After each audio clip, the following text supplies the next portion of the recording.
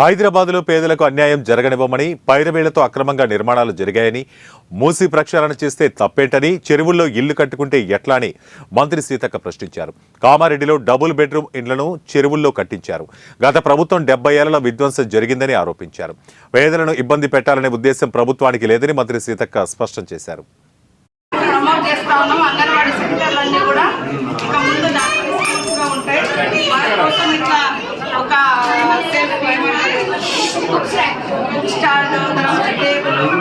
Uniforms కూడా ఇస్తాను. ఈసారి గతంలో ఎన్నో లేదు, ఈసారి అంగన్వాడీ పిల్లలకు యూనిఫామ్స్ కానీ మంచి పౌష్టికాహారం కింద ఎంత వరదలు వచ్చినా మీరు మర్చిపోయారు. అట్లాంటివన్నీ కూడా మరి ఎట్లా మనం పునరుద్ధరించుకుంటే వాటిని రాకుండా చేసుకోవాలి. ఇప్పుడు మీరు ఒక మంచి ఇల్లు కట్టుకుంటారు, సక్రమమైనటువంటి అన్ని అధికారాలు అన్ని పర్మిషన్స్ తోటి ఇల్లు కట్టుకుంటారు.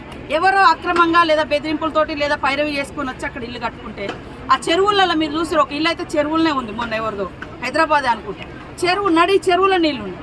ఇంత ఎందుకు కామారెడ్డి పోయే దారిలో నేను మొన్న ఆదిలాబాద్ పోతుండో చూసిన డబల్ బెడ్రూమ్లను కూడా చెరువులనే కట్టించారు. మీరు చూడండి, ఆ టోల్ గేట్ దగ్గర కామారెడ్డికి దగ్గర.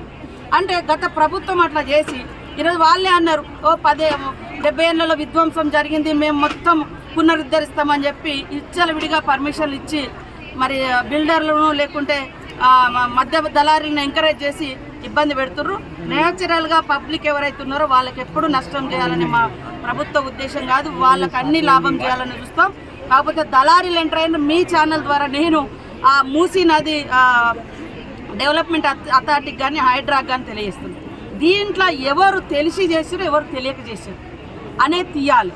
ఇలా పొలిటికల్ ఇన్ఫ్లుయెన్స్ కూడా ఉంది.